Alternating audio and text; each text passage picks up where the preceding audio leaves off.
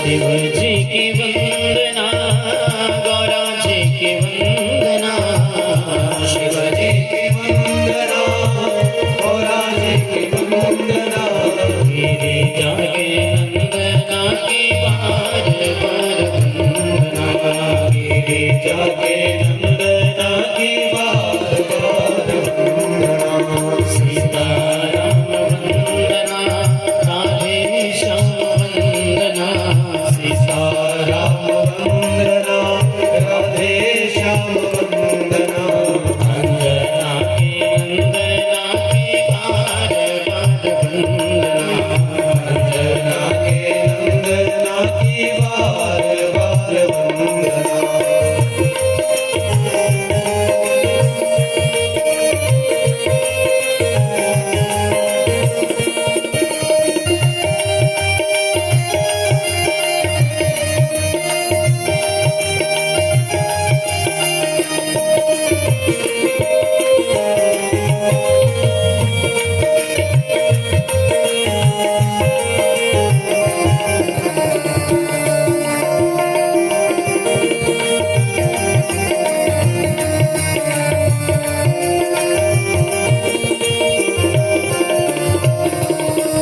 राम जी की वंदना, लक्ष्मण जी की वंदना, राम जी की वंदना, लक्ष्मण जी की वंदना, राम जी की वंदना, लक्ष्मण जी की वंदना, राम जी की वंदना, लक्ष्मण जी की वंदना, कैकेयी के नंदना की बार बार वंदना, कैकेयी के नंदना की बार बार वंदना, सीताराम वंदना, राधे श्याम वंदना, सीताराम वंदना, राधे श्याम वंदना, अंजना के नंदना की बार बार वंदना, अंजना के नंदना की बार बार वंदना।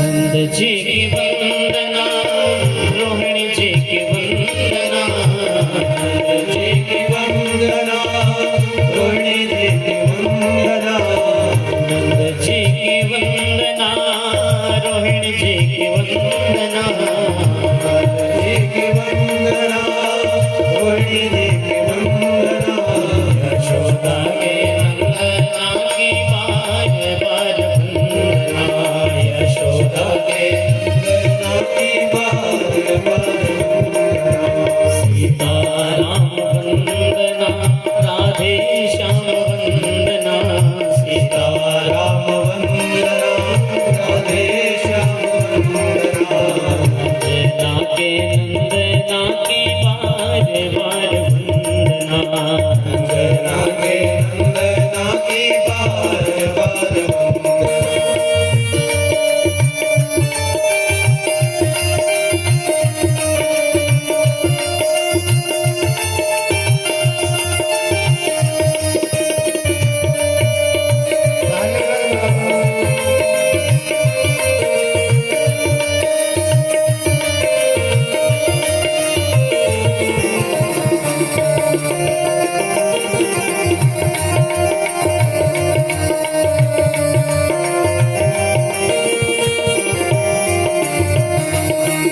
गौओं की वंदना, गोपियों की वंदना, गौओं की वंदना, गोपियों की वंदना,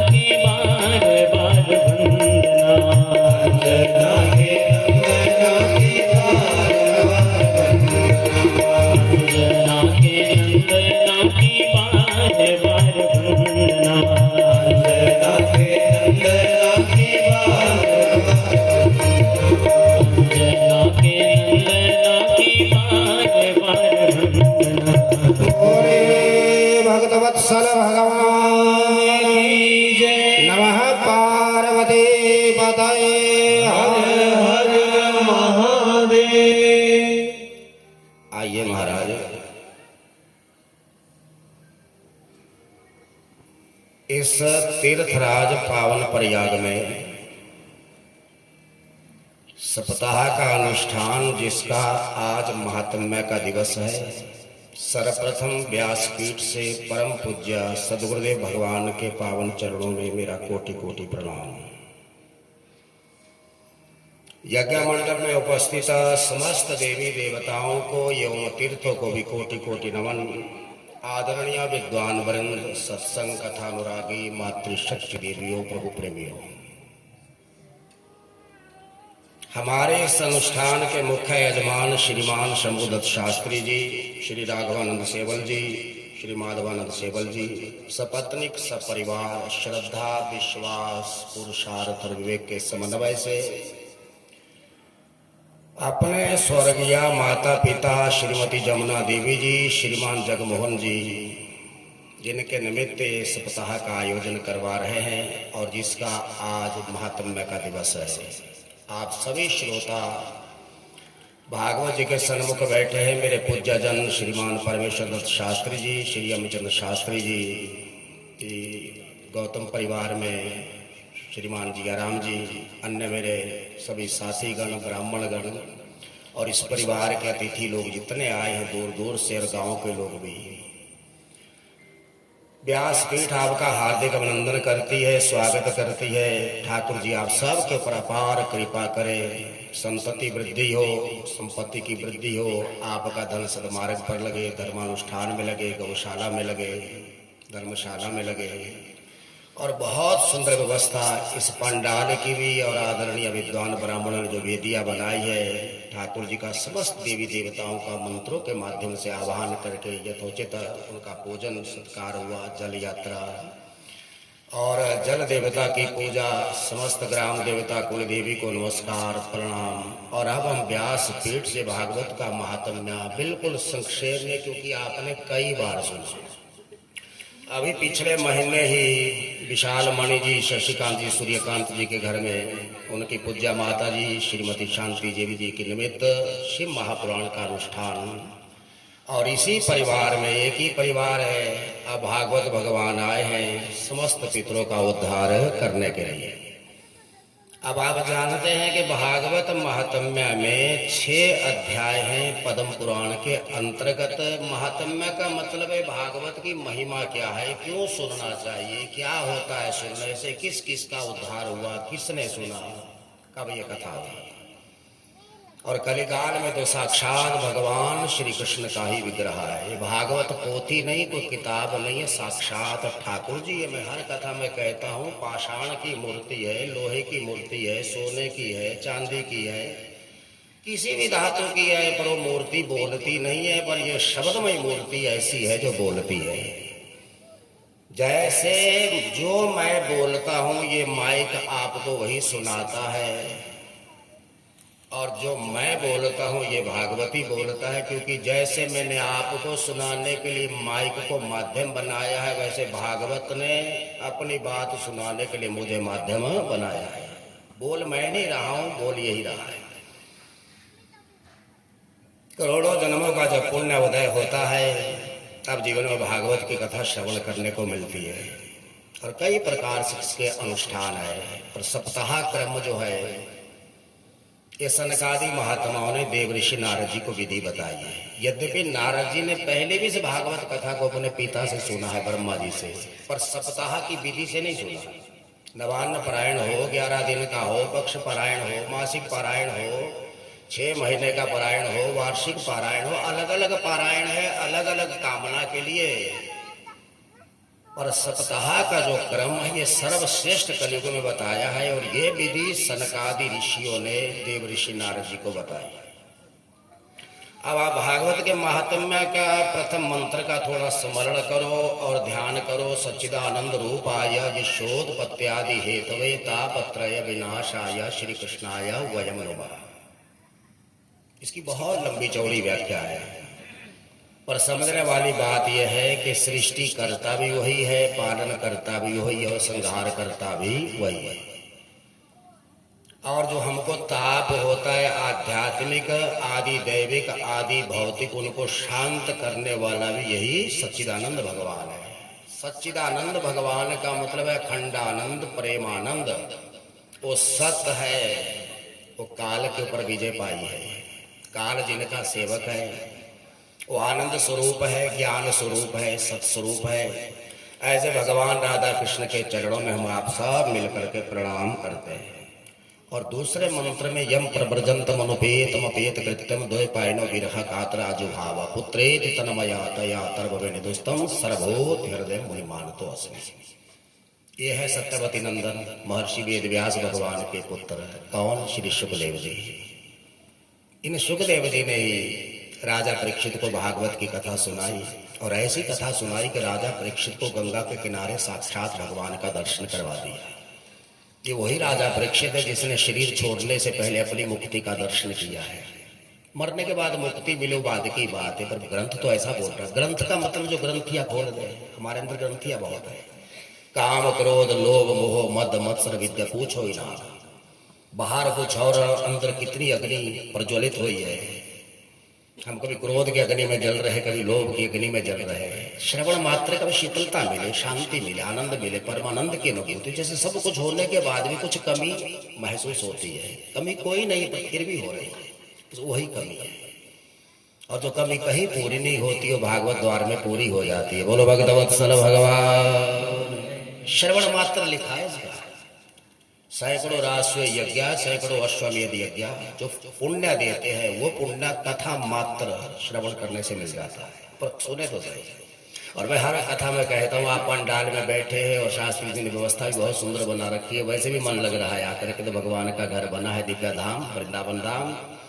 कैसे भी सुने पर सुने, कोई नियम नहीं, कोई विधि नहीं, श्रोताओं के निमित्त कोई है ही नहीं। बस इतना है कि सुने, बस, बाकी कुछ नहीं करना। और सुनना मात्र ही बहुत बड़ा पुण्य है। कथा श्रवण ही एक अपने आप में पुण्य है, पर श्रवण करना बहुत कठिन काम है। मैं हर कथा में कहता हूँ, बोलना सबको आसान लगता, सुनना बहुत कठिन है भैया, बहुत कठिन काम है। सुनना, चुप रहना, सुनना। और कैसी कथा है भगवान की, सोचो तो सही आप। कितनी बार सुन ली, कितनी बार सुन ली, फिर भी एक नया है इसमें, कुछ नया। वो आकर्षण तो है इसमें। 18,000 श्लोकों का दिव्य ग्रंथ है, 12 स्कंद, 335 अध्याय है। शुक परीक्षित का इसमें संवाद है, 24 अवतारों की कथा है, लेकिन मुख्य कथा इसमें कृष्ण अवतार की है। और द्वापर युग के अंत में वेदव्यास भगवान ने इसकी रचना की है। और आप जानते हैं कि व्यास भगवान योग के भी आचार्य है। उन्होंने इस कलयुग को आने से पहले ही हम सब लोगों के उद्धार के लिए, कल्याण के लिए भागवत की रचना कर रखी है। समस्त वेदों का सार, उपनिषदों का सार, शास्त्रों का सार है श्रीमद् भागवत महापुराण। अब आप अपने मन को ना नैमिषारण्य पावन तीर्थ में ले जाए। कलयुग के दोषों से बचने के लिए सबसे अच्छी भूमि, सबसे अच्छी जगह है नैमिषारण्य धाम। और सूत जी ने कथा शौनक आदि महात्माओं को सुनाई है। उनके कुछ प्रश्न थे कि भक्ति बढ़े, ज्ञान बढ़े, वैराग बढ़े, संसार से मोह ममता आसक्ति हटे, ठाकुर जी में लग जाए। उम्र बहुत कम है, समय बहुत कम है। मैं बार बार कहता हूँ, दो चीजें ऐसी, समझ और समय, जो इकट्ठी नहीं होती। जो बच्चे अभी पढ़ रहे हैं छोटी क्लास में, उनके पास समय बहुत है, पर उनके पास समझ नहीं है। और जो हम 50 से ऊपर चले गए, हमारे पास समझ तो बहुत है, पर अब समय नहीं है। बोलो वृंदावन बिहारी लाल। ये दो ही चीजें समझने वाली। जब समय था तब समझ नहीं, और जब समझ आई तब समय नहीं रहा। और अगर दोनों मिल जाए तो फिर आदमी का कल्याण हो जाए। सौभाग्य हमारा भी है, आप लोगों का भी है। सेवल परिवार के ऊपर तो बुजुर्गों का आशीर्वाद है, ठाकुर जी की अपार कृपा है। मेरे ठाकुर जी भागवत के रूप में यहाँ सन्मुख आपके उपस्थित हुए हैं। हम सब लोगों का उद्धार निमित्त हमने दिवंगत आत्मा श्रीमती जमुना देवी जी, श्रीमान जगमोहन जी को माना है, उनके निमित्त कर रहे हैं। पर कल्याण तो इसमें हमारा भी है, बोलने वाले का भी, सुनने वाले का भी, सेवा करने वाले का भी, जजमान जो बना उनका भी। इसलिए समाधि का आनंद ऐसा है जो एक ही आदमी को मिलता है जो समाधि में जाता है। पर भागवत आनंद ऐसा है जो सबको प्राप्त होता है, कई गुना ज्यादा है। और ध्यान देना, भगवान ने अगर सामर्थ्य दे रखी है तो अपने जीवन में अपने पितरों के निमित्त कभी भागवत का अनुष्ठान करवा देना। हमारे पूर्वज जितने गए वो सब मन में सोचते हमारे कुल में कोई तो ऐसा पैदा होगा, कोई तो होगा लायक जो भागवत अनुष्ठान करवाएगा और मुक्त होकर भवसागर पार चले जाएगा। इसलिए पितरों के आशीर्वाद से वंश की वृद्धि होती है, उनकी कामना रहती वंश ये चलता रहे चलता रहे। कोई तो आएगा, बेटा लायक नहीं, पोता लायक नहीं, पड़पोता लायक नहीं, पर वंश चलता रहेगा, कोई तो पैदा होगा।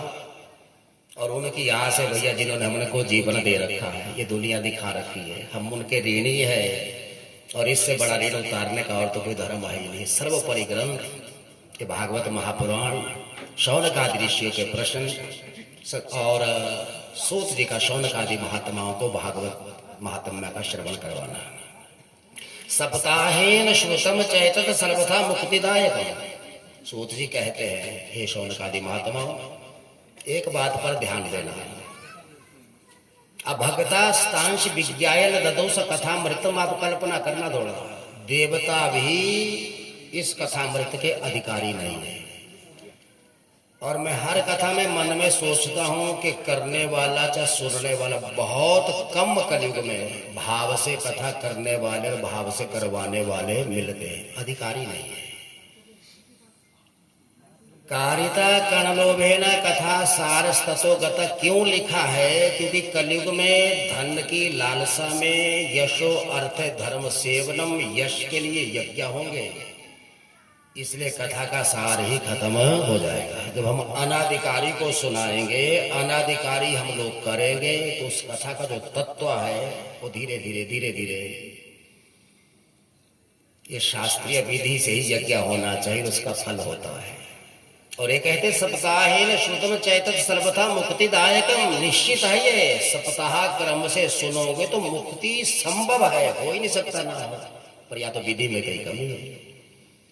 जब भी कभी यज्ञ करना हो तो भैया समय अनुकूल हो, काल शुद्धि हो, जहाँ यज्ञ करना हो स्थान शुद्ध हो या उसको शुद्ध किया जाए, और जो धन यज्ञ में खर्च करना है वो भी शुद्ध हो, द्रव्य और भाव भी शुद्ध हो, धन भी शुद्ध हो, भावना भी शुद्ध हो, स्थान भी शुद्ध हो और समय भी अनुकूल हो।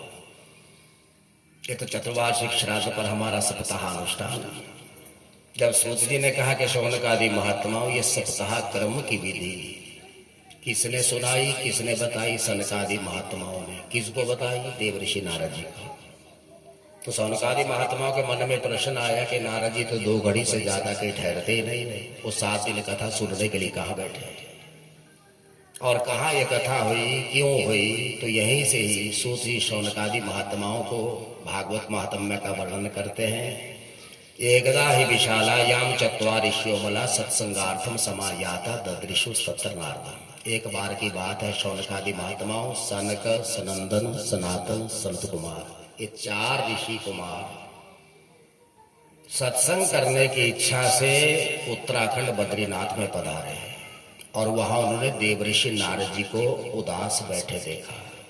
तो बात भी स्वाभाविक थी कि भगवान का भक्त उदास, चिंतित, दुखी, तो औरों का क्या हाल होगा? चिंता का ठेका तो गृहस्थियों का होता है, महात्माओं का नहीं होता भैया। पर महात्मा ही चिंतित हो गए तो हमारा क्या हाल होगा? तो सनकादि महात्माओं ने देखा कि नारद जी मौन बैठे हैं, उदास है, खिन्न मन है, चिंता युक्त है, तो कथम ब्रह्मन दीन मुख कुतः चिंता तुरो भवाना। सनकादि महात्माओं ने कहा, देव ऋषि नारद जी आप चिंतित क्यों है, दुखी क्यों है?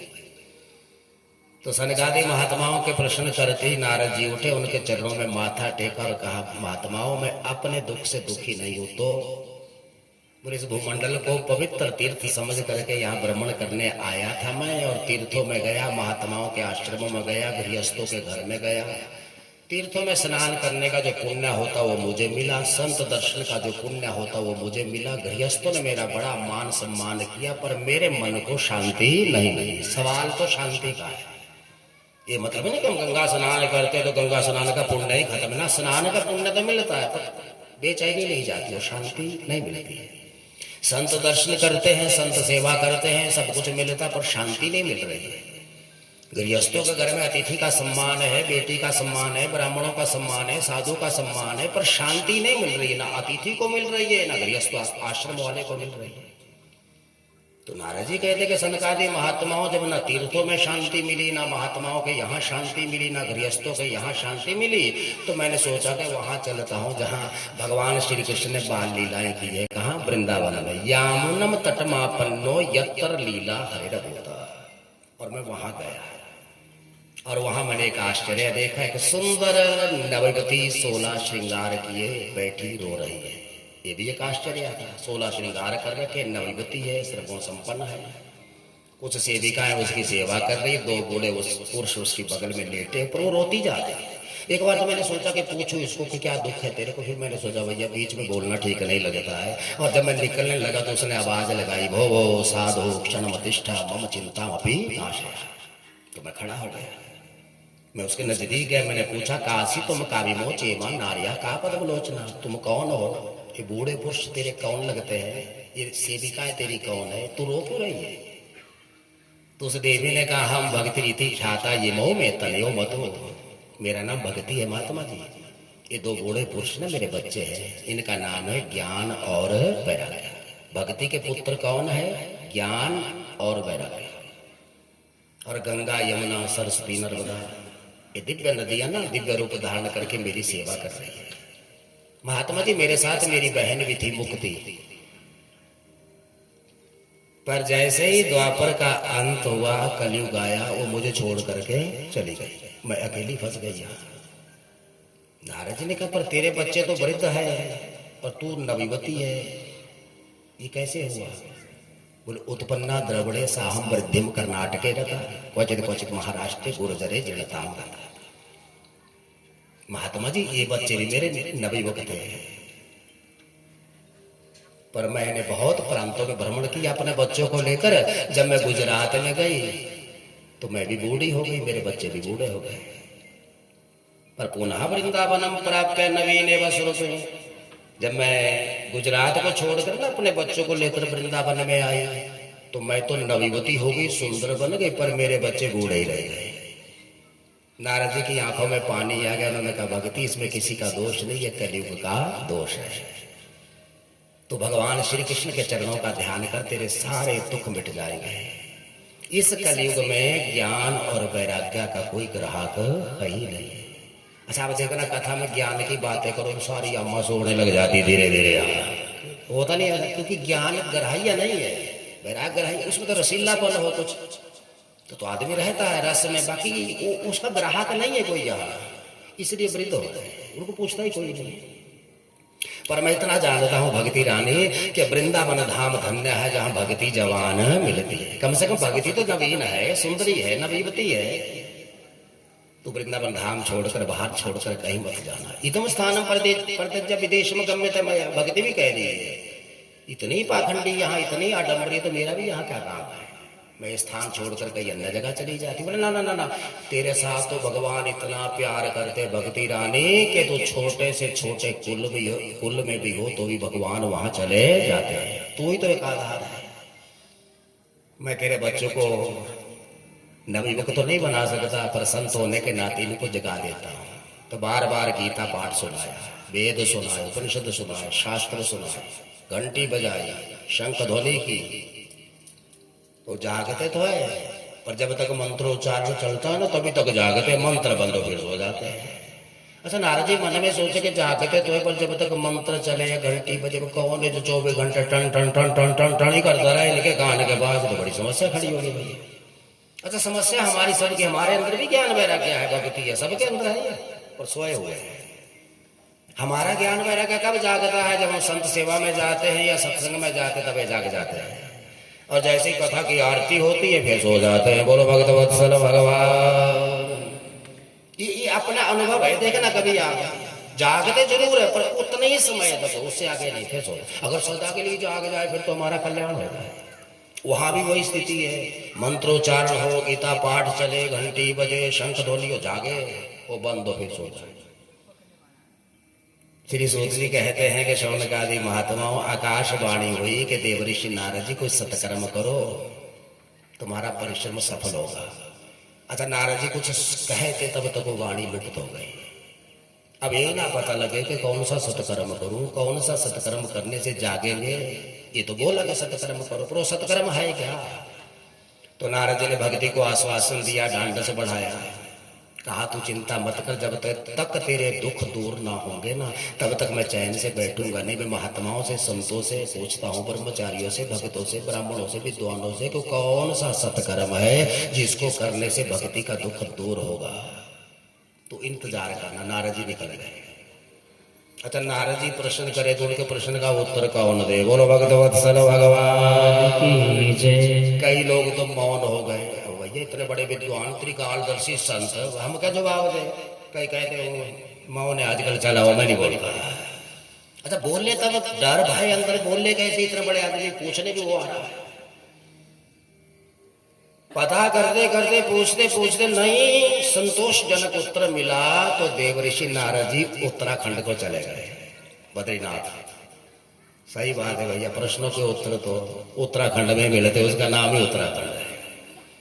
वहां चले गए, दीनहीन होकर के बैठ गए और वहां उनको ये सनकादि महात्मा मिले हैं। तो नारद जी ने पुनः चरण पकड़े, हे महात्माओं, त्रिलोकी में आपसे बड़ा कोई विद्वान नहीं है, आप ही बताओ कि कौन सा सत्कर्म है जिसको करने से भक्ति का दुख दूर होगा।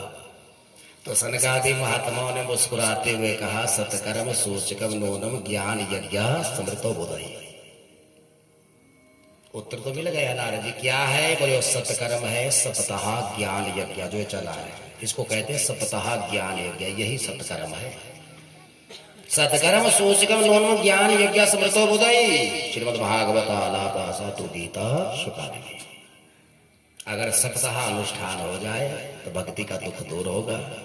कहाँ किया जाए? बोले हरिद्वार गंगा तट के ऊपर। सरकारी महात्माओं से नारद जी ने कहा, ये भागवत आई कहाँ से? बोले वेद उपनिषदों का सार है। बोले मैंने वेद उपनिषद उनको सुनाए, बोले वो नहीं सार है ये।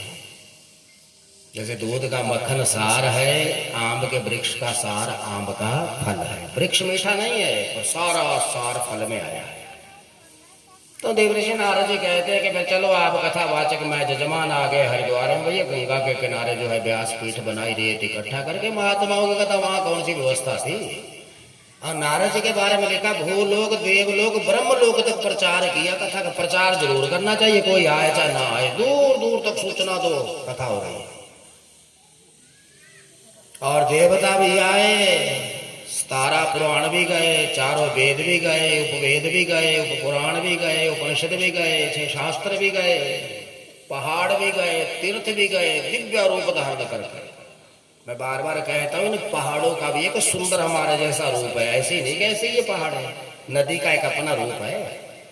जैसे भगवान शिव का नंदी बैल है ना, तो बैल का रूप नहीं, उनका एक अच्छा सुंदर रूप है नंदीश्वर भगवान का। ये तो शिव जी को कहीं जाना होता तो वो बैल के रूप में प्रकट हो जाते हैं। तो जैसा काम करना वैसा बना ले, पर रूप तो उनका बहुत सुंदर है।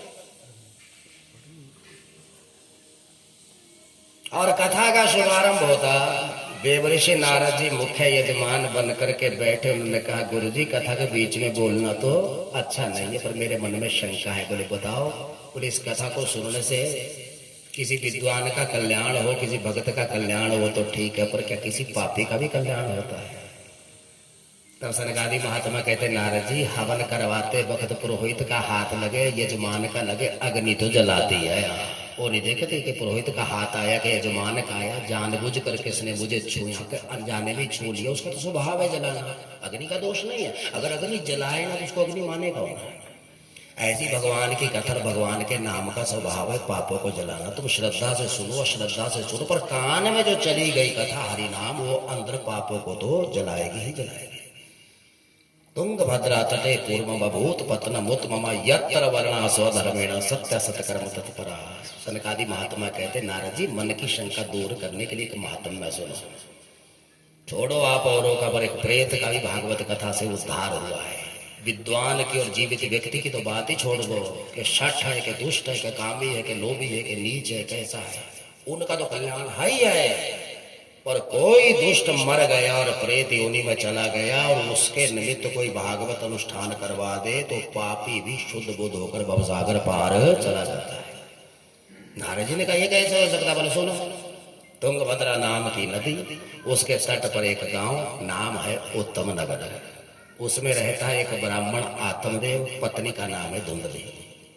चारों वर्णों के लोग रहते हैं, जैसे ब्राह्मण क्षत्रिय वैश्य सेवक सब अपना अपना कर्म करते हैं, क्योंकि स्वधर्म बहुत बड़ा है। आप सनातन को छोड़ो, स्वधर्म को पकड़ो। स्वधर्म में निधनम श्रेय लिखा है। नारी का स्वधर्म अलग है, पुरुष का अलग है, बेटी का अलग है, बहू का अलग है, सास का अलग है, सबका अलग अलग है। और स्वधर्म का पालन करना चाहिए, वो नहीं छोड़ना चाहिए। बाकी छोटे से छोटे पर स्वधर्म ना छोड़ो। ब्राह्मण का स्वधर्म अलग है, क्षत्रिय का स्वधर्म अलग है, तो सब अपना अपना कर्म करते थे। उस गांव में जो आत्मदेव नाम के पंडित जी थे ना, उनकी पत्नी का नाम धुंधली था। उनकी गौशाला में एक गाय थी। उन्होंने बहुत पौधे लगाए, वृक्ष बने, उनमें कभी फल फूल नहीं लगे। गाय को 7-8 वर्ष हो गए, उसको कोई बच्चा नहीं हुआ। अपने विवाह को भी 35-40 वर्ष हो गए, बालक कोई नहीं हुआ। बोलो शंकर भगवान की जय। समझ आ रही है कथा? पता लग रहा पीछे? आत्मदेव की पत्नी धुंधली, औलाद कोई नहीं। गौशाला में गाय सेवा को रखी है, उसको भी औलाद कोई नहीं। जो पौधा लगाया, कहीं भी लगाया, आम का है चाहे किसी का, उसमें कोई फल नहीं लगे। बड़ा होगा जरूर। पंडित जी के मन में एक खटास थी, अपुत्र से गतिर नास्ति स्वर्गे नहीं बचा, नहीं बचा। तो उनको ये भी इतना दुख, ये था दुख था कि जो पौधा लगाऊं उसमें भी फल नहीं लग रहा है, गाय भी संतान ही नहीं। और भगवान ने मुझे बहुत कुछ दे रखा, मान सम्मान धन कमी नहीं है, तो भोगने वाला कोई है नहीं। ऐसा भागवत में लिखा है कि उस ब्राह्मण ने अपना आधा धन सदमार्ग पर लगा दिया, धर्मानुष्ठान में, कुछ नहीं हुआ। पत्नी अच्छी थी, बोलती कड़वा थी, बस एक कमी थी, यहाँ थी अच्छी, घर का सारा काम करती थी, आए गए अतिथि का भी सम्मान करती थी। पर जब बोलती थी तो ऐसा लगता था जैसे लाल मिर्चे बाहर को आ रही हो मुंह से। कईयों की होती है वाणी, वो हमारी भी हो सकती है, आप में भी किसी की हो सकती है। बोल के नहीं करते, वाणी ऐसी है, क्रूरता है वाणी। सुनने वाले को एक बार ऐसा लगता है जैसे घाव ऐसा लगा है ना मीटे अब दोबारा, और बोलने वाले को पता नहीं कि मैंने क्या कहा, उसने तो स्वाभाविक बोल रखा हो। एक दिन ऐसा हुआ कि पंडित जी ना सुबह सुबह संध्या करके निकले, तो पता नहीं क्या मन में ऐसा भाव आया, और अपनी पत्नी से कहा, बोले देवी ऐसा मन करता कहीं आत्महत्या करेगा। तो पत्नी के मुंह से निकला, फिर जाओ आपको किसी ने रोक रखा, जाओ मरो मरो। तो उसका तो स्वभाव था बेचारी का वैसा। और एकदा सदजो दुखाद गृहम त्यक्त्वा वनम गता, ऐसी चोट लगी पत्नी के शब्दों की, हृदय परिवर्तन हो गया। पंडित जी मन में सोचे, एक पत्नी है जिसके लिए जी रहा हूँ, इतना कड़वा बोलती है, औलाद पहले नहीं, धन की कमी नहीं, मान प्रतिष्ठा की कमी नहीं, विद्या मेरे पास बहुत है, दूं तो किसको दूं, किसके पास छोड़ू, किसके लिए दूं, क्या करना है। मन ऐसा वैराग हुआ और कुछ नहीं बोले, उठे और वन को चले गए। अब वन में जाते जाते मन में सोच रहे, ढाक से छलांग लगाऊं, फंदा लगाऊं, जहर पीऊं, पानी में कूदूं, पर जब तक मरूं न तब तक शांति न मिले। पर आप ये ध्यान देना, असुर या नाम ते लोका तेन अंधेन तमसा बता। आत्महत्या करना ही सबसे बड़ा पाप है, उसकी गति नहीं है, कोई पुरानी नहीं बना उसके लिए। ये कभी नहीं गलती करना। और कभी ऐसा मन में भाव आए तो मां सीता का चरित्र पढ़ना या सुनना या याद करना। कितना दुख आया, पर मां ने वो गलत कदम नहीं उठाया।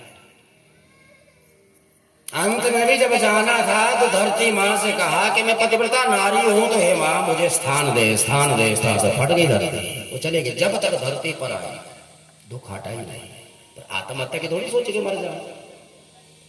आते जीवन में सुख दुख और प्रारब्ध के अनुसार है, कोई नहीं देता, को न सुख दुख कर दाता, निज कृत कर्म भोग सब। ये मन को समझाना है। पंडित जितने विद्वान कि मन में सोचते सोचते कि जब तक मरूंगा नहीं तब तक शांति नहीं मिलेगी, कि तालाब के तट पर पहुंचे, शीतल जल गहरा तालाब, पानी पिया, हाथ पैर धोए, सूर्य भगवान को जल देने लगे और प्रार्थना कर रहे, हे सूर्य भगवान, हे भास्कर भगवान, तू तो जानता है कि मैं कितना दुखी हूं।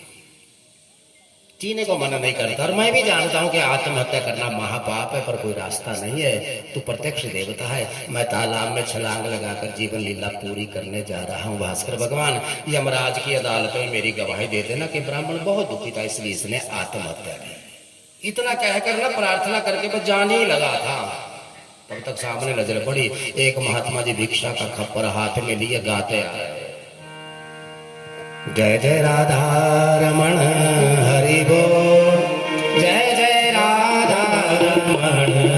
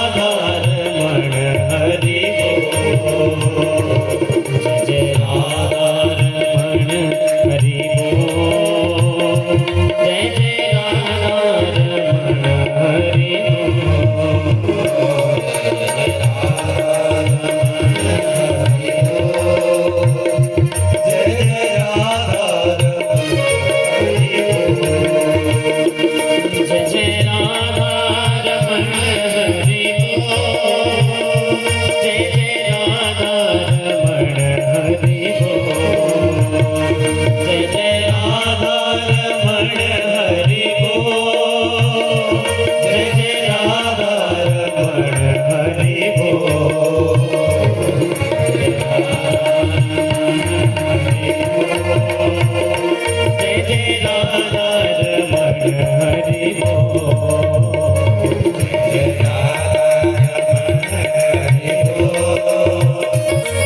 जय राधा रमण हरि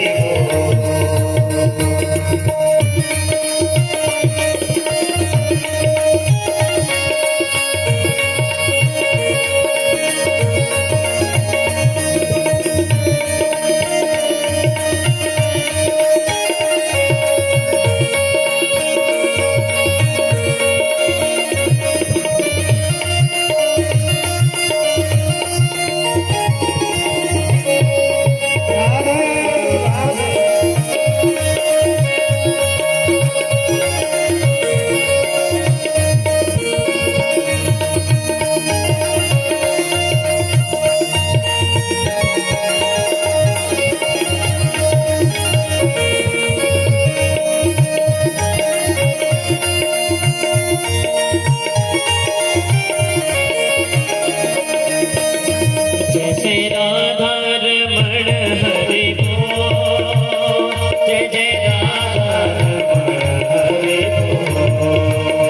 जय जय राधा रमण हरि बोल। जय राधा रमण हरि बोल। ओ जय जय राधा रमण हरि बोल। जय जय राधा रमण हरि बोल। जय जय राधा रमण हरि बोल। जय जय राधा रमण हरि बोल। जय राधा रमण हरि बोल। जय जय राधा रमण हरि बोल। जय राधा रमण हरि बोल। जय जय राधा रमण हरि बोल। ओ जय जय राधा रमण हरि बोल। जय जय राधा रमण हरि बोल। जय जय राधा रमण हरि बोल। जय जय राधा रमण हरि बोल। जय राधा रमण हरि बोल। जय जय राधा रमण हरि बोल। जय राधा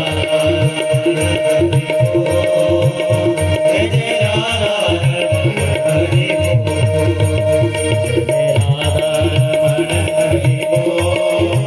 जय जय राधा रमण हरि बोल।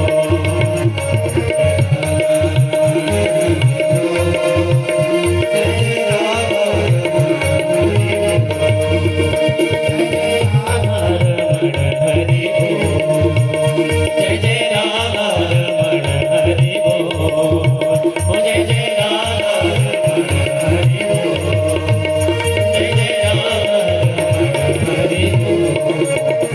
बोले भगवत्सल भगवान की जय। महाराज सामने से एक महात्मा जी भिक्षा का खप्पर हाथ में लिए भगवान के नाम का संकीर्तन करता आ रहा है। आत्मदेव की नजर पड़ी, मन बड़ा प्रफुल्लित हो गया, आनंद हो गया। संत दर्शन आसान नहीं है, बिनु हरि कृपा मिले नहीं संत। आत्मदेव ने मन में सोचा कि मरना तो है ही है, क्यों ना महात्मा जी को पहले प्रणाम कर लूं, बाद में मरूं। अंत समय में भगवान तो दर्शन ना हुआ तो कम से कम संत का तो हो गया। एक आधी घड़ी में महात्मा जी आ गए और पंडित जी ने चरणों में प्रणाम किया और महात्मा जी ने हाथ उठाया, आयुष्मान चिरंजीवी दीर्घायु। तो पंडित जी तो रोने लग गए। महात्मा जी ने कहा, कथम रोदिश विप्र तुम काते चिंता बलियसी। पंडित जी क्यों रो रहे हो, क्या चिंता है, क्या दुख है? पंडित जी ने कहा, बाबा मैं तो आत्महत्या करने के लिए तालाब के घाट पर खड़ा था और आपने तो लंबी उम्र का आशीर्वाद दे दिया, मैं जीना नहीं चाहता। पंडित जी समझ गए। उन्होंने कहा, अच्छा कोई बात नहीं, बैठो भाई, जीवन आपका, मरो चाहे जीवो, हमको क्या लेना देना। पर मुझे ऐसा लगता तुमने सुबह से कुछ खाया नहीं है, भूखे हो। हाँ बाबा, सुबह ही आ गया, तो मैं भिक्षा में कुछ भोजन मांग के लाया हूँ, दोनों आधा आधा पहले खा लेते। मरना ये तो भूखे क्यों मर रहे हो, खा पी लो पहले, फिर तुम्हारी कथा सुनूंगा, समझाऊंगा। नहीं बात समझ में आए तो भाई स्वतंत्र है, ठीक है। तो बैठ बैठ खप्पर में से आधा भोजन निकाला, पंडित जी के हाथ में दिया। और मैं बार बार कहता हूँ, जैसा खाओ अन्न वैसा बने। एक तो भिक्षा का अन्न था, एक महात्मा जी 24 घंटे भगवान नाम का कीर्तन करते, तो उसको तो संपुट लगा हुआ था, वो तो प्रसाद बना हुआ था। एक गिलास खाया पंडित जी ने, दूसरा खाया, धीरे धीरे सोच रहे, मेरी पत्नी ने कहा मरो मरो, और मैं मरने चला आया। मरे मेरी पत्नी, मैंने कहा बिगाड़ रखा है भैया, मैं काहे को मरूं, मैंने क्या पाप कर रखा है। बड़े भाग मानुष तन पावा, सुर दुर्लभ सद ग्रंथ लगावा। मैं इतना बड़ा ज्ञानी, लोगों को ज्ञान देता हूँ, मार्ग बताता हूँ, बड़े भाग से मानव तन मिलता, दुर्लभ हो मानुषो देहो, इतना बड़ा पाप करने जा रहा था। इधर भोजन में खा रहा, बुद्धि शुद्ध हो रही है अन्न से, मन शुद्ध हो रहा है, पर दुख इतना बलवान था। अंतिम ग्रास भी लिया, पानी पिया, और एकदम मन करना ना, घर में गया वही झगड़ा, वही लड़ाई, वही संतान, वही घर, मरना ठीक है। इधर महात्मा जी ने कहा कि अब सुनाओ विस्तार से अपने दुख का कारण, क्यों मरना चाहते हो। तो पंडित जी ने अपनी आत्मकथा सुनाई। महात्मा जी ने समझाया, रे मुंचाज्या कुटुम्बासा सन्यासी श्रद्धा सुख। पंडित जी, कुटुंब की आशा को छोड़ो, सुख अपने कर्मानुसार होता है, कोई किसी को सुख दुख नहीं देता है। कहाँ फंस रहे हो। भगवान का धन्यवाद करो कि तुमको औलाद नहीं दी, झंझट में फंसाया ही नहीं है। पिछले जन्म में किसी की सेवा की होगी तो पुत्र बनकर आएगा आपकी सेवा करने, और पिछले जन्म में किसी को दुख दिया होगा तो भी वो पुत्र बन के आएगा आपको दुख देने के लिए। तुम्हारा ना पीछे पुण्य ना पाप, तुम तो निष्काम हो। दोनों पति पत्नी हरिद्वार चलो, गंगा मैया के दर्शन करो, गंगा माँ का स्नान करो, पूजा करो, और मंत्र जपो, नारायण नारायण नारायण नारायण। ये तुम्हारा अंतिम जन्म है, कृपा है तुम्हारे ऊपर, भगवान ने तुमको जंजाल में नहीं डाल रखा है। बहुत बुरी मोह ममता होती है संतान से। पंडित जी ने हाथ जोड़े, बोले महात्मा जी ये ज्ञान तो मेरे पास भी बहुत है, मुझे ज्ञान नहीं चाहिए, बेटा चाहिए। बोलो भक्त वत्सल भगवान। मानता नहीं ना आदमी। हमारी यही समस्या, भगवान के वो भी अपने अनुकूल चलाना चाहते, जो मैं मांगू वो दे बस। वो बोले ना ना ना, यही दे जो मैं बोल रहा हूँ। और जब हम भगवान को और संत को और गुरु को अपने अनुकूल करना चाहते, वहीं से हमारा दुख शुरू हो जाता है। हम दोनों के अनुकूल चले। महात्मा जी समझ गए कि ये मानने वाला नहीं, इस वक्त इसको ज्ञान नहीं चाहिए। महात्मा जी ने आम का फल निकाला, भगवान से कहा, बांके बिहारी मैं जानता हूँ इस ब्राह्मण के भाग्य में संतान सुख नहीं है, पर ना आशीर्वाद दो तो आत्महत्या जैसा पाप करेगा, और आशीर्वाद दो तो इसके औलाद है ही नहीं है, सुख है ही नहीं, तो क्या करूँ, तो तू मेरे वचन की लाज रख देना। महात्मा जी कह रहे ठाकुर जी से, लाज रखना, मैं आशीर्वाद देने जा रहा हूँ, नहीं तो आने वाली पीढ़ी संतों पर विश्वास ही नहीं करेगी। और दे दिया आशीर्वाद लो ब्राह्मण देवता, ये फल अपनी पत्नी को खिलाना, 1 साल बाद तुम ज्ञान रूपी बेटे के पिता बन जाओगे। ऐसा बेटा मिलेगा, खुद का तो कल्याण करेगा पर तुम्हारा भी कल्याण हो जाएगा। संत का वचन विधाता पलट ना सके भैया। आंखें भर गई पंडित जी की, बार बार चरणों में प्रणाम किया, नियम पूछे और फल लेकर घर को आया। पत्नी ने दरवाजा बंद कर रखा है, सुबह से बैठी सोच रही, मेरे मुंह से निकल गया कि जाओ मरो मरो, इस वक्त को तो मर भी गए होंगे, कहा जिंदा बचे होंगे भैया, लड़ाई करके गए। उसके बाद फुर्सत थी नहीं, गाय का घर, आने जाने लोग का, घर की सफाई का, रोटी पका, इतना वक्त कहाँ का सोचने का। और उतने समय पंडित जी ने दरवाजा खटखटाया तो खोलने आई तो दिखे पंडित जी दरवाजे पर, तो स्वाभाविक को बोल पड़ी, आप तो मरने गए थे, मरे क्यों नहीं वापिस आ गए। पंडित जी कहते, देवी गया तो मरने था, पर भाग्य में मौत भी नहीं लिखी थी। एक महात्मा जी मिल गए, उन्होंने फल दे रखा है, इसको तू खा, तू ज्ञान रूपी बेटे को जन्म देगी। अच्छा मैं माँ बनोगी, बोले हाँ। फल पकड़ लिया धुंधली ने, वो भी चाहती थी कि मेरे पुत्र हो। पर जब पंडित जी ने बताई विधि के एक समय भोजन करना, सात्विक भोजन करना, और जब तक बच्चा जन्म ना ले नारायण नारायण ये मंत्र जपते रहना, और सबसे बड़ा नियम है किसी की निंदा चुगली ना करना और ना सुनना। तो धुंधली कहती, बोले महाराज बाकी नियम तो मैं सब अपना लूंगी, पर किसी की निंदा ना करूँ या ना सुनूं तो मुझे तो भोजन पचता ही नहीं है यार। ये धुंधली का स्वभाव है। धुंधली कौन है? हमारी बुद्धि और आत्मदेव हमारी आत्मा। ये कहती ये नहीं, बोले करना पड़ेगा, कोशिश करूंगी। अब फल लेकर अपने कमरे गई, मैं गई तो सोच में पड़ गई, खाऊं के ना खाऊं, खाऊं तो कष्ट बहुत है। मैंने सुना है कि गर्भवती नारी ज्यादा दौड़ नहीं सकती। भगवान अगर घर में आग लगी और सब भाग जाएंगे, मैं मरूंगी जो दौड़ नहीं सकती। अब देखो क्या क्या विचार आया उसके मन में। अच्छा घर में ननद को बुला लूं, घर का काम तो होगा नहीं, जब गर्भ धारण करूंगी तो फिर मैं क्या करूंगी। फिर सोचा घर में ननद आई तो सारा ही ले जाएगी उठा करके, ननंदा घरे से, विश्वास भी किसी पर नहीं। पंडित जी तो कह दिया मैंने खा लिया, पर उसने खाया नहीं। विचार तो कर रही थी पर कष्ट बहुत दिखाई दे रहे थे। बच्चे को जन्म देना माँ का भी दूसरा ही जन्म होता है, तो वो शक्ति परमात्मा की, मैं बचूं ना बचूं, मैं मरेगी तो क्या करूंगी ऐसी औलाद से। तो ऐसे विचार चले, पंडित जी से कह दिया, पंडित जी ने मान लिया, खा लिया। छोटी बहन उसके घर में आई और उससे चर्चा हुई, तो छोटी बहन ने और डराया, और कथा ये कहती है कि धुंधली ने वो फल स्वयं ना खाकर गौशाला में गाय को खिला दिया। नहीं था भाग्य, स्वयं गर्भवती का नाटक करने लगी। धीरे धीरे समय भी था, पंडित जी देखते गौशाला में गाय भी गर्भवती है, पत्नी को भी तीसरा महीना चौथा महीना लग गया। वो तो नाटक कर रही थी। अच्छा, पंडित जी ने वो पौधे देखो जो लगाए थे, जो वृक्ष बने थे, उनमें भी फल फूल लग गए। बड़े प्रसन्न वो कमाल है, महात्मा ने ऐसा आशीर्वाद दिया कि घर में तो बालक होगा ही होगा, पर जिन वृक्षों में कभी फूल भी नहीं आए, फल वो भी फल फूल से लग रहे हैं, और गौशाला में गाय भी गर्भवती है। समय बीता, अनुकूल हुआ या प्रतिकूल हुआ। सूत जी कहते हैं, शौनकादि महात्माओं, छोटी बहन एक पुत्र को जन्म दिया, रातों रात धुंधली के पास पहुंचाया गया। धुंधली ने पति को कहा, आप पिताजी बन गए, मैं माँ बन गई। कितने सरल हो गए सोदरी ब्राह्मण देवता, ज्ञानी बहुत है, सरलता बहुत है। और ज्ञान का आनंद भी है जब आदमी सरल होता है। अहंकारी हो तो क्या करना है, ज्ञान को सरलता आ जाए, ज्ञान वही है। अब उसका नाम रखना चाहते, जब नामकरण की बारी आई तो धुंधली ने कहा मैंने रख दिया। क्या रखा? नाम धुंधुकारी। पंडित जी ने कहा ये नक्षत्र, ये चरण, ये राशि, ना ना ना, 9 महीने पेट में रखा, लालन पालन भी करना है, वो रख दिया। 3 महीने बाद गौशाला में गाय ने एक बच्चे को जन्म दिया, जिसके कान गाय जैसे थे, बाकी पूरा शरीर मनुष्याकृति का था। ये आश्चर्य था, गाय के गर्भ से मानव का बच्चा। और पंडित जी ने जब उस बालक को देखा तो गौशाला में बैठे बैठे बहुत रोए। मन ही मन कहते, भगवान मेरे से बहुत बड़ी गलती हो गई, अगर उन संत से मैं संतान न मांग कर भगवान को मांगता तो मेरा जीवन धन्य हो जाता। कहाँ फंस गया संसार के चक्कर में। कमाल कर दिया महात्मा ने, ऐसा आशीर्वाद दिया। पत्नी ने पुत्र को जन्म दिया, पर गाय ने भी मानव के बच्चे को जन्म दिया। कान गाय जैसे थे, इसलिए उसका नाम गोकर्ण रख दिया। दूर दूर से लोग दर्शन करने आ रहे हैं, बधाइयां दे रहे, पंडित जी बुढ़ापे में कृपा हो गई आपके ऊपर, भगवान की कृपा हो गई, कमाल हो गया। धीरे धीरे किए कालन तो जाते, बच्चे धीरे धीरे बढ़े तो महादुष्ट चोर अत्याचारी धर्माचारी पापाचारी निकला धुंधुकारी, और पंडित निकला गोकर्ण, जो गाय के पेट से पैदा हुआ।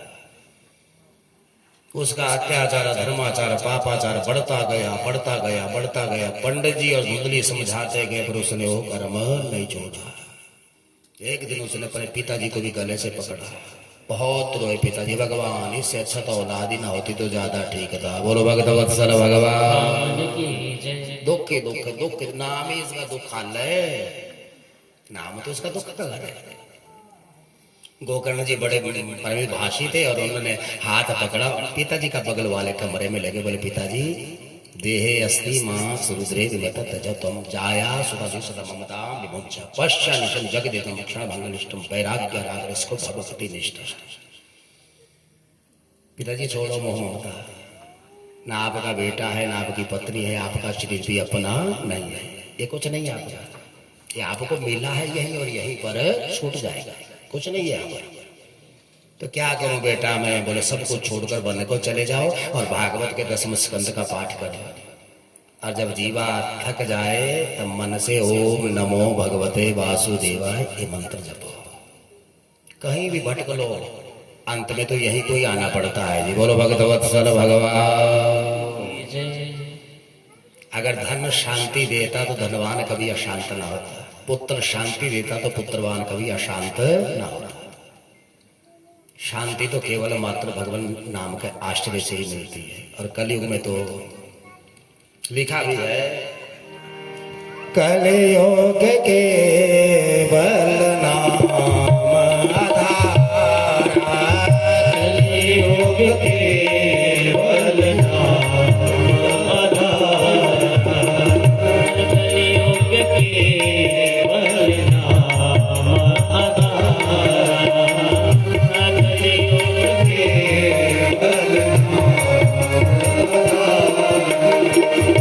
कलयुग केवल नाम आधार,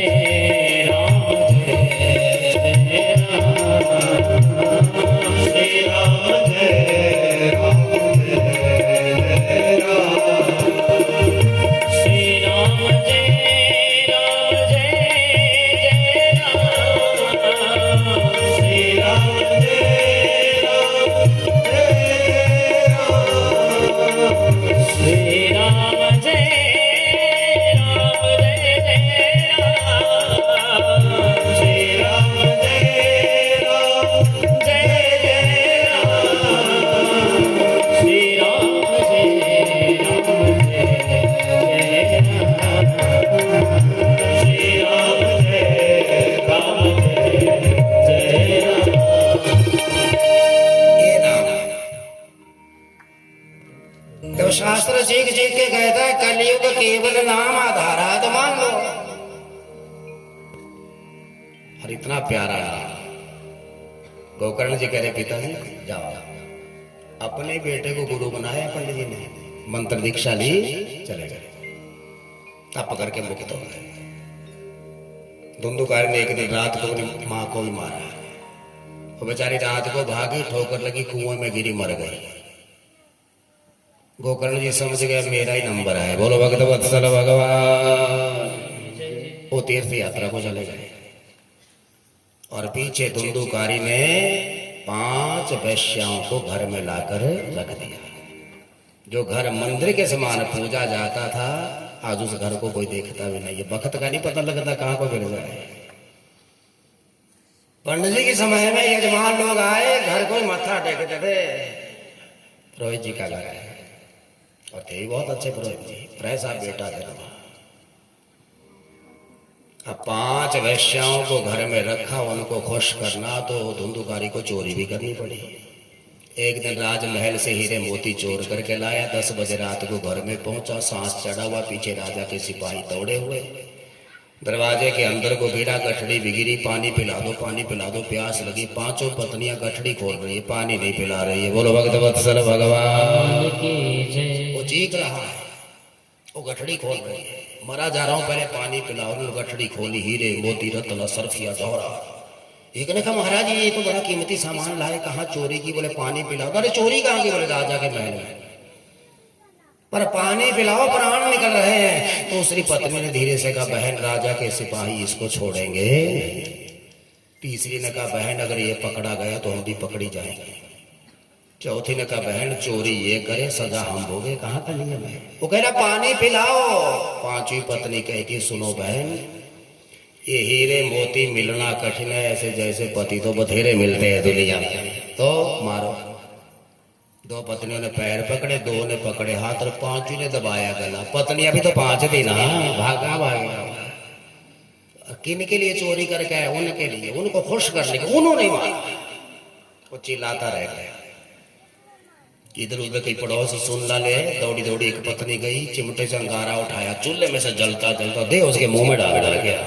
जन्म दुखम जरा दुखम जाया दुखम पुनः पुनः अंत कालम महादुखम तस्मात् जागरिता। कल्पना तो करो, जिनके लिए हम कर रहे दिन रात बेईमानी 2 नंबर का धंधा, ठोकने वाले भी यही है। बोलो शंकर भगवान की जय। और कोई नहीं आएगा, बाकी तो अफसोस करने आएंगे लोग।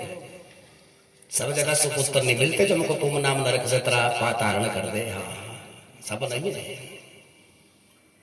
पर मिले हैं तो तुम्हारा प्रारब्ध है, अच्छा किया होगा।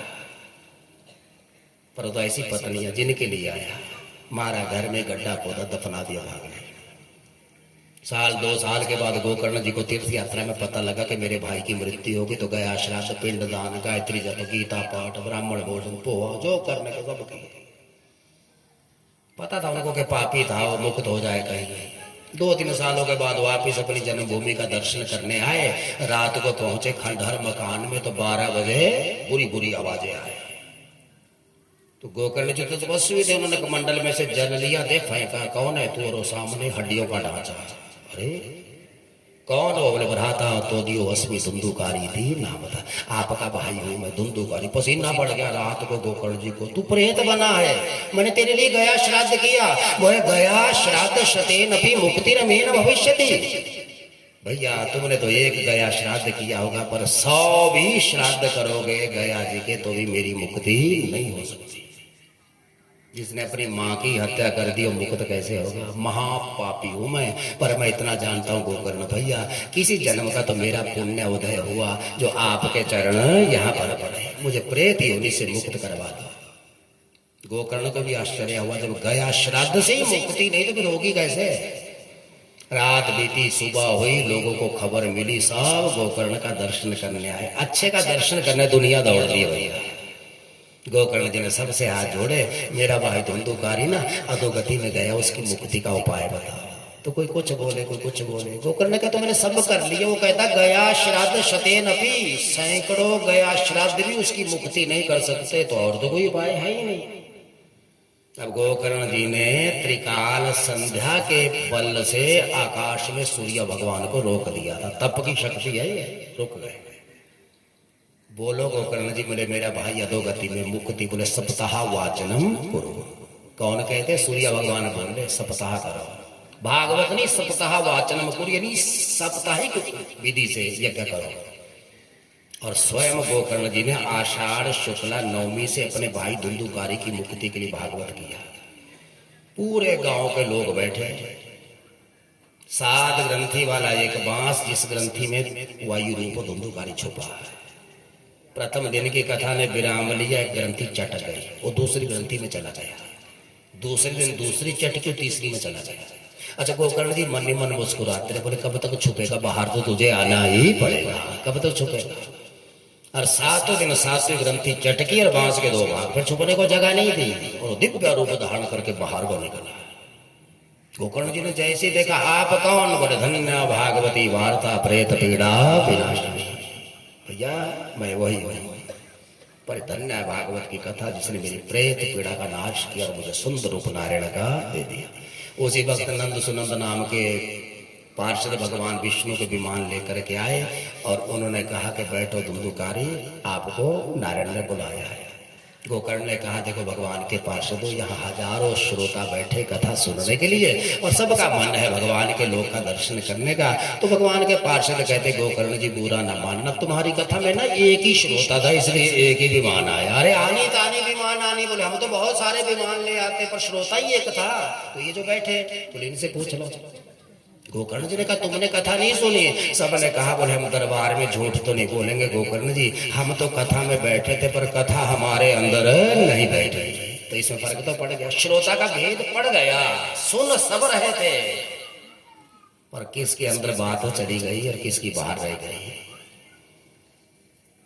आंखें भर करके देखते रहे, विमान में बैठा धुंधुकारी परम धाम चला गया। दोबारा श्रावण के महीने में शुक्ला नवमी से फिर कथा हुई और उस कथा में तो स्वयं भगवान श्री कृष्ण प्रकट हुए थे, जिन्होंने गोकर्ण को गले लगाकर अपने जैसा ही बना दिया था। बोलो भक्त वत्सल भगवान की जय। वहां का छोटे से छोटा जीव, छोटे को निकाला, शुद्ध बुद्ध होकर विमान में बैठकर गोकर्ण के साथ जैसे भगवान राम के साथ अवधवासी साकेत धाम गए। इतनी कथा कहनी थी और हरिद्वार में जहां सनकादि ऋषि भागवत महात्मा कह रहे थे, वहां पंडाल के बीच में भक्ति ज्ञान वैराग्य को लेकर प्रकट हो गई। कौदिष्ठामी कौदिष्ठामी, सारे महात्मा देखे, सनकादि महात्मा देखे। मुनिनाम मध्य तर्क कथम प्रविष्टा कथम आगते। अच्छा, जितने साधु महात्मा थे ना ऋषि मुनि थे, उनके अंदर ये तर्क उठाई आई कहां से? ना तो ऊपर से गिरी, ना इधर से आई, ना इधर से, ना आगे से, ना पीछे। अच्छा भैया, पंडाल में कोई आता है तो पता लग जाता है कि आदमी कहां से आया। किसी ने तो देखा ही होगा आता, किसी ने नहीं देखा। आई कहां से?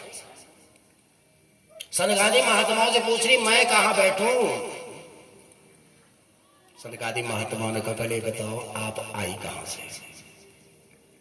तब भक्ति कहती मैं कहीं से नहीं आई, मैं तो केवल कथा के अर्थ से प्रकट हुआ। कहां से भक्ति ज्ञान में रहकर प्रकट हुए? कथा के अर्थ से।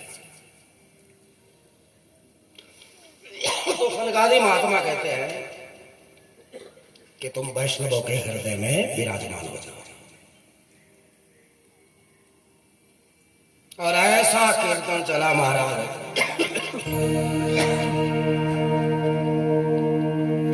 श्री कृष्ण गोविंद हरे मुरारी, हे नाथ नारायण वासुदेव। श्री कृष्ण गोविंद हरे मुरारी, हे नाथ नारायण वासुदेव। श्री कृष्ण गोविंद हरे मुरारी, हे नाथ नारायण वासुदेव। श्री कृष्ण गोविंद हरे मुरारी, हे नाथ नारायण वासुदेव। हे नाथ नारायण वासुदेव, हे नाथ नारायण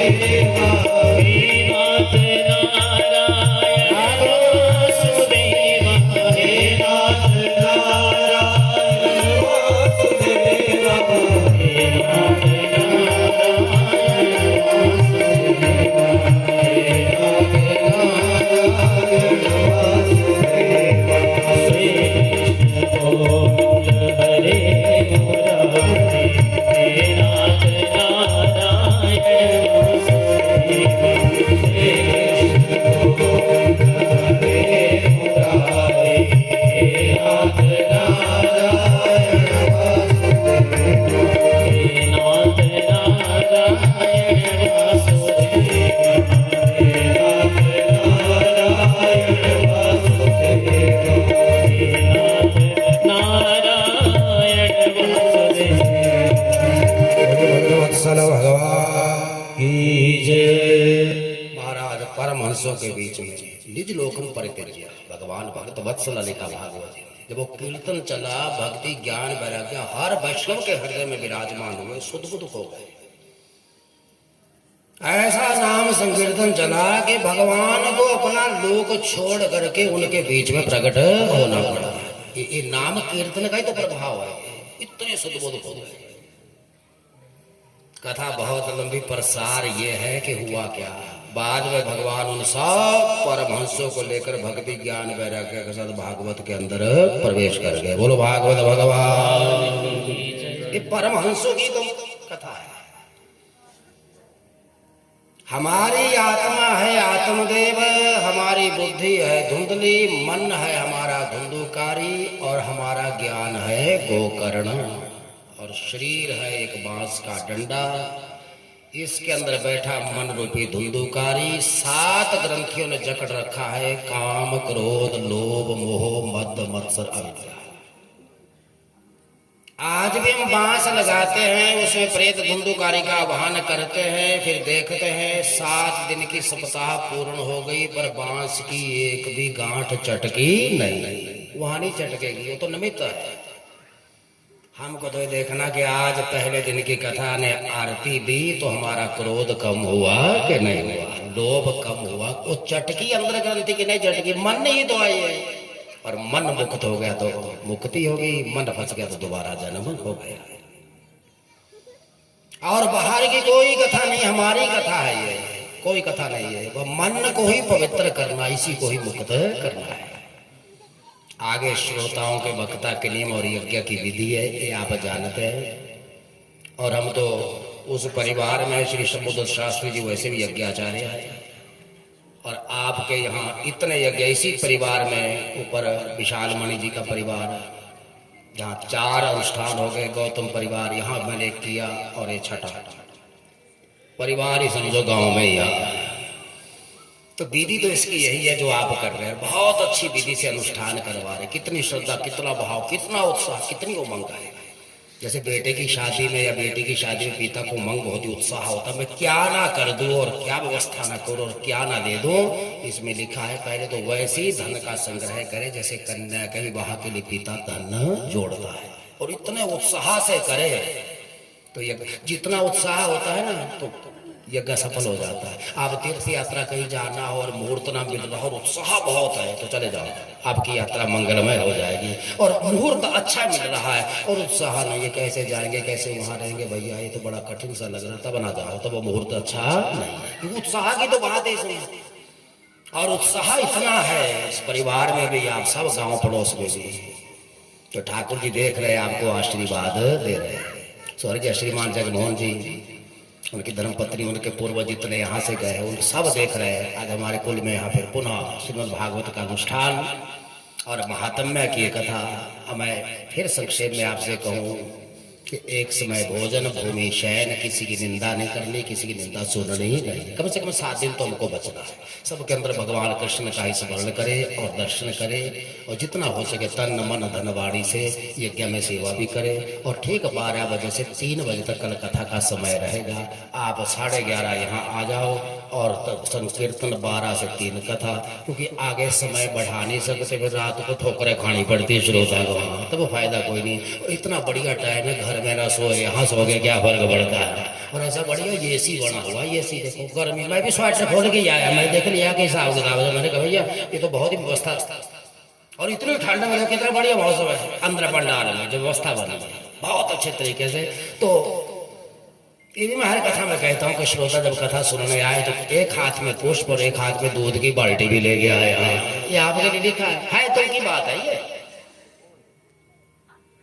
और शुद्ध पानी मिला के नलाना है ना, बिल्कुल शुद्ध। ठाकुर जी को यज्ञ में जितनी सेवा करोगे भगवान आपके ऊपर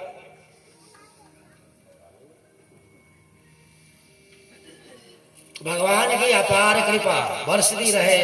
और आज तो हमारा महात्म्य है, केवल व्यवस्था हुई है। ये कथा का क्रम तो कल से है, जो सप्ताह का क्रम है। तो कथा का मैंने क्रम बता दिया आपको, कल 12 बजे से 3 बजे तक। और आते जाते बस यही मंत्र है, हरे राम राम राम हरे हरे, हरे कृष्णा कृष्णा कृष्णा हरे हरे। बहुत प्यारा मंत्र है ये। इस मंत्र को जपने की कोई विधि नहीं है, सूतक में पातक में शुद्धि में अशुद्धि में, नाम मंत्र है ये, इसकी व्यवस्था है। बाकी और मंत्रों के तो भैया आसन शुद्धि भी है, प्राणायाम भी है, पृथ्वी का शोधन भी है, गुरु मंत्र दुख से लिए। ये मंत्र ऐसा है, ये स्वयं सिद्ध मंत्र है। और जो नाम आपको अच्छा लगे या वो नाम जपते रहो, नाम कोई भी हो सकता है। तो एक बार मैं पुनः कहूँ, एक समय भोजन भूमि शयन, किसी की निंदा ना करना, किसी की निंदा ना सुनना। आजीवन हम बच पाए तो बहुत अच्छी बात है, ना बचे तो कम से कम 7 दिन तुमको बचना है। पुष्प और दूध रूपी अमृत की यज्ञ में सेवा। और फिर आपसे पुनः एक बार निवेदन करूं, सायकालीन जो आरती है वो 7 बजे क्या ना, 3 बजे चले जाएंगे, 7 बजे तो आ ही जाएंगे। अब अभी तो बहुत टाइम है, 7 से 9 का ठीक है। तो संकीर्तन भी और आरती का भी समय रहेगा। शेष चर्चा हम कल करेंगे 18,000 श्लोकों की। अब सब लोग जो है भाव से भगवान की आरती, और आरती के बाद क्रम से आशीर्वाद के पुष्प और परिक्रमा करते हुए, और यहीं किनारे पर जो है यज्ञ का प्रसाद। सब लोग भाव से एक बार जयकारा लगाइए, बोलिए भक्तवत्सल भगवान जय जय जय श्री राम। ओम जय जगदीश हरे स्वामी, जय दीनानाथ हरे, भक्तजनों के संकट दासजनों के संकट हमें दूर करे। ओम जय जगदीश हरे, जो तावे फल पावे, दुख बिन से मन का, स्वामी दुख बिन से मन का, सुख संपत्ति घर आवे, सुख संपत्ति घर आवे, कष्ट मिटे तन का। ओम जय जगदीश हरे, मात पिता तुम मेरे, शरण पड़ो मैं किसकी, स्वामी शरण पड़ो मैं किसकी, तुम बिन और ना दो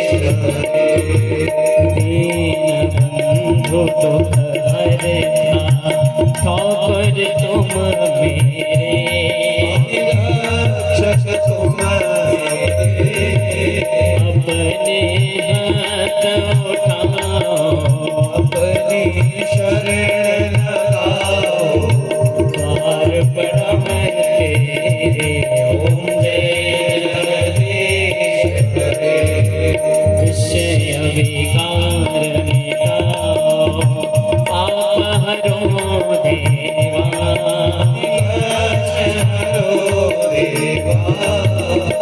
सदा भक्ति बढ़ाओ सदा प्रेम लगाओ श्री संतन हरि सेवा ओम जय जगदीश हरे तन मन धन सब है तेरा सब कुछ है तेरा तेरा तुझको अर्पण प्रभु जी का प्रभु जी के अर्पण प्यारा है मेरा ओम जय जगदीश हरे श्याम सुंदर जी की आरती जो कोई करे गावे प्रेम सहित गावे हेत शिवानंद स्वामी हरि हर स्वामी मनवांछित फल पावे ओम जय जगदीश ओम जय जगदीश हरे स्वामी जय जय दीनानाथ हरे भगवान जय जय राधे श्याम हरे भक्त जनों के संकट दास जनों के अवगुण संशिवा दूर करे ओम जय जगदीश पूरे गौरम करुणावतारम संसार सारम भुजगेन्द्रहारम सदा वसन्तं हृदयारविन्दे भवं भवानी सहितं अच्युतं केशवं राम नारायणं कृष्णदामोदरं वासुदेवं श्रीरामं गोपिकावल्लभं जानकीनायकं चन्द्रं भजे राधिकानायकं कृष्णचन्द्रं पार्वतीनायकं बालचन्द्रं भजे। आराधकं समर्पयामि श्री प्राण पुरुषोत्तमाय नमः। बोले वृंदावन बिहारी लाल की जय श्रीमद् भागवत महापुराण की जय हो पूज्य सद्गुरुदेव भगवान की जय हो। श्री वेद व्यास जी महाराज की जय हो जलेन शीतलीकरणं पुष्पैः देवताभिवन्दनं देववन्दनं हस्तप्रक्षालनं मन्त्रपुष्पाञ्जलिः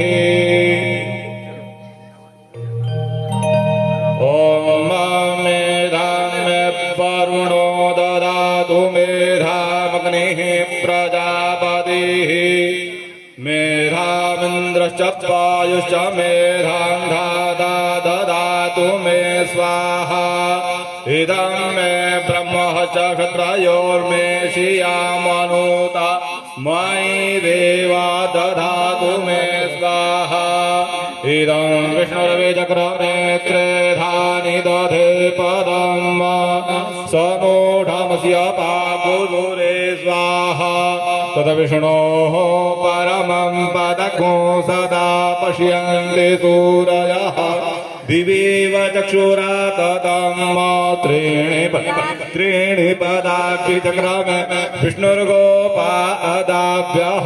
अधो धर्माणि धारयन् मन्त्रपुष्पाञ्जलिं समर्पयामि।